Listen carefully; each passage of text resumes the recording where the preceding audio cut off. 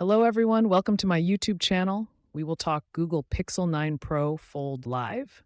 If you like the video, then like and subscribe, so let's talk. The Google Pixel 9 Pro Fold is set to be officially unveiled at the Made by Google event on August 13th, 2024. This foldable smartphone is expected to feature an 8-inch inner display and a 6.3-inch outer display.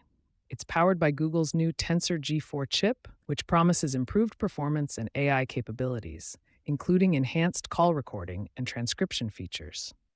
The device will come with up to 16 gigabytes of RAM and is expected to run on Android 14 initially, with a future update to Android 15.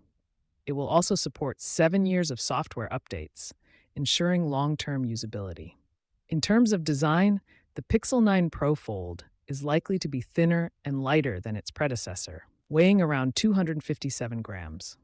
For photography enthusiasts, it will sport a redesigned camera module with a 48 megapixel wide, 10.5 megapixel ultra-wide, and 10.8 megapixel telephoto rear camera setup, alongside a 10.5 megapixel front camera. The starting price is anticipated to be $1,799 for the 256 gigabyte model, with a 512 gigabyte version also available.